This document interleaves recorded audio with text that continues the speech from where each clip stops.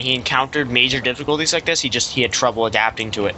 That happens a lot of the time with some players that are used to just one major build. All right, game number 2. AKA, say hello. Hi. Austin, say hello.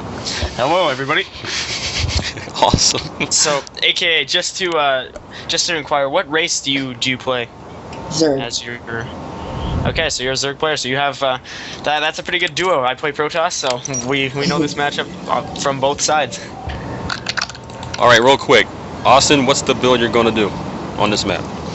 Forge, fast, expand, probably into some Sentry Mortal Pressure. I mean, you just got to be careful with that wide gap when you're facing off against some roach timings, but if you're able to micro well and just make a strong push out across the map, then you can devastate Zergs.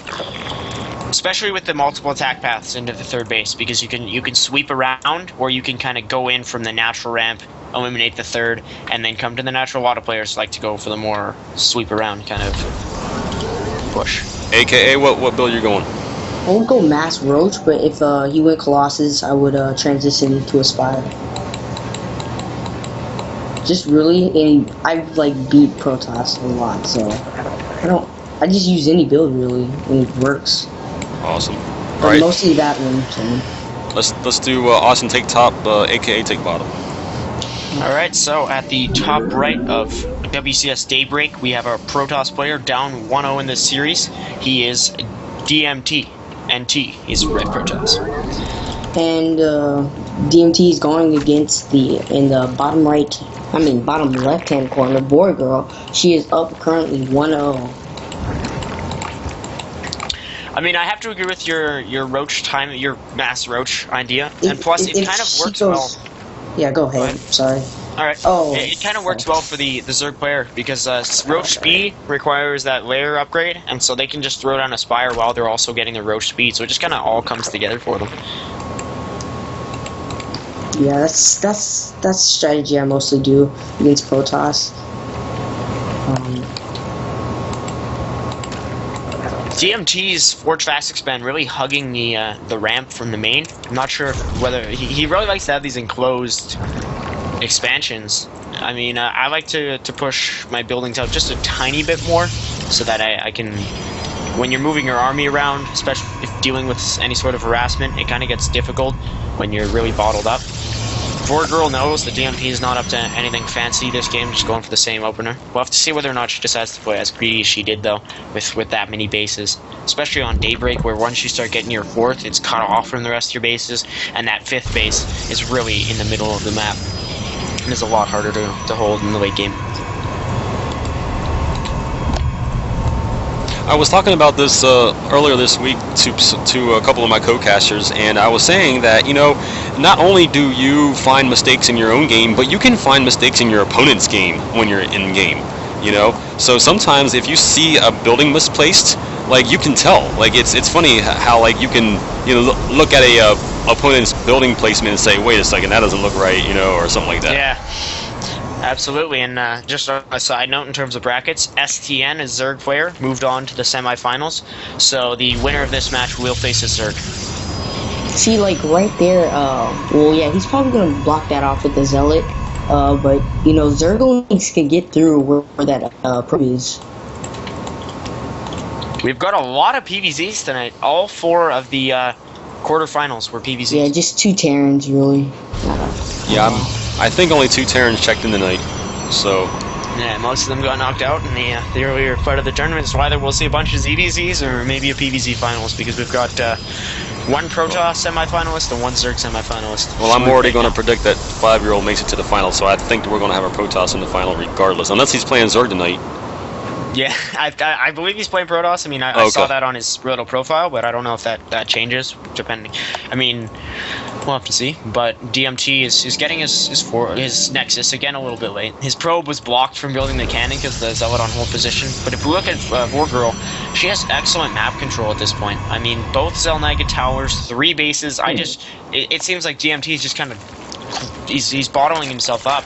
And that might not play out to his advantage because VorGirl she sees everything. She knows exactly what she's facing up against. Even her Overlord Scout seeing the whole Forge Fast expansion.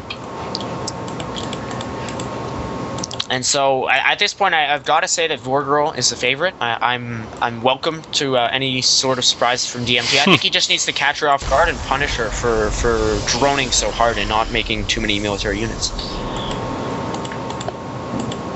I agree. I mean, you know, we did see her escape from that DT drop. So, you know, I think VorGirl has proven now that she's the type of player who can get away from something like that.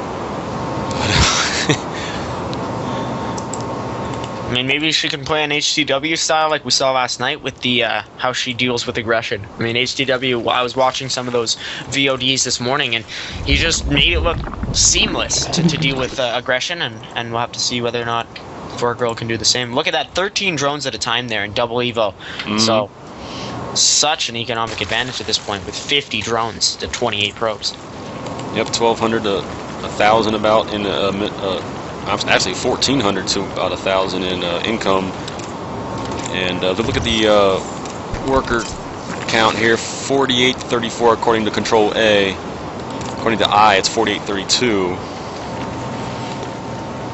You know, this is why I play Zerg. You know, the ability to make units so fast. I mean, yeah, and just equally so, you have to be able to decide what to do with your larva, because you can if you're a Zerg player, you can get something like 20 drones at a time if you really want, or you can get 20 wings at a time, or actually 40, to be able to deal with your opponent's attacks. So I mean, it's a lot of decision making when you're Zerg, what to use your larva for, because you could be in short supply even despite injects. yeah, VorGirl, that's pretty much the only thing she needs to work on. Injects, really. She kind of just missed one. Yeah, that one on the third base was a little late. She's getting a macro hatch now, so she'll have to add on another queen for that, or just temporarily use her main queen's extra energy. Doesn't have too much accumulated though. Her queen's relatively low. Just deciding to spread some creep though. To date on the Protoss base, 5 gates, a robo, and a robotics bay all came up at the same time. We do have a War Prism on the field, I just noticed, in the units tab. So we'll have to see what DMT is able to do with that. But with a VorGirl's excellent map control, it's too bad she doesn't have an overlord position on the side of the map that DMT is moving his War Prism across on. Doesn't have any units in it though, so he's just going to rely on warpins on site. So VorGirl is a Masters Platinum player, sorry, according to her, and facing off against 5-year-old might be pretty difficult, because I'm quite sure he's a Masters himself. I think it would be pretty interesting to have something like a DayWalker All-Stars Invitational or something where past winners kind of all play in one tournament. Yeah, that would be awesome. Yeah, I actually said it in the Skype. We have a Zealot drop, guys, in the third base. Yeah. Gonna take out a queen. No transfuse is able to save her, and now maybe even this third hatch. Now there's a lot of lings on the field. I think VorGirl will be able to hold this one off her with relative ease. VorGirl, like, in the first game, she, like, really did good on holding drops. I think she just didn't know that because she didn't have an Overlord. Yeah, she didn't have an Overlord scout or anything like that. But is actually taking a fourth, really, because it doesn't look like that base is going to get... No, it won't get cleaned up. Scott's still about half health. So nicely done. VorGirl gonna get a Spire as well. So DMT, again, he's gonna go for Colossi, but VorGirl has such an economy at this point that as soon as that Spire finishes, she can get another 15, 20 mutas at once, and it's going to finish. And we'll just have to see what she decides to do. Getting 2-2 for her ground, her wings with melee and Carapace. Only 2 wings because she's capped right now, but DMT going for Colossus and a Twilight Council. So we're very, very likely going to see some Blink play here to deal with mutas, which is a smart reaction. I don't know if... Does DMT see that there's a Spire? No, he has virtually no vision of the main. He doesn't see anything of the natural, doesn't see anything of the main. So even though he has an OBS at the third, he's really in the dark at this point. I was just going to say, I think we now know what VorGirl's standard operating procedure is, and that is muta lings, and then maybe if she can get a Baneling Nest down, do that also. But she's done this every game so far. I don't know if that's... morphing in 5 Banelings at this point. I didn't even know she had a Baneling Nest on the map, but... Yep, she put it down, but the previous 2 games she did exactly the same thing. So I think this is her favorite build here, at least against Protoss. Protoss side, he's going for Dark Shrine. Might be a little bit late, though, before he's able to get some DTs out. He's got a lot of minerals, but very, very low gas.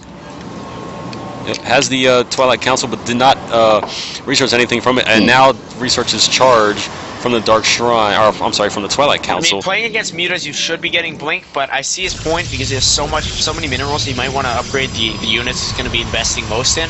But now let's see how he's able to deal with this Muta Rast. That Dark Shrine going to get focused down. Not even a cancel there from DMT, and now he's going to.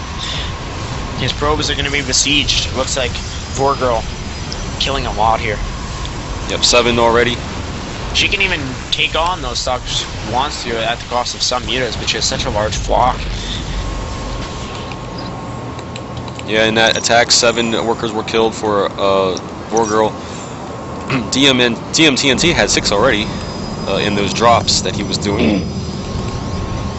Yeah, I mean, I've got to say, this is definitely VorGirl's game to lose at this point. She's kept her opponent bottled up on 2 bases. Her supply is 163. Bank is very impressive, even though DMT's is as well. He just doesn't have the kind of technology to deal with what VorGirl's thrown at him in terms of mutas. So he's not saying he's silver weak. So this is silver versus platinum. I mean, he's put up a decent fight. I can't say he's lacking any sort of effort. There's just some things he needs to work on against Zerg. And his stalkers were on move command for a little while there. That's definitely not a good time. And there goes the Colossus to some Banelings. Looks like VorGirl's going to clean this up. DMT calls GG, and there goes our series 2-0. We have a ZVC semifinals on this half.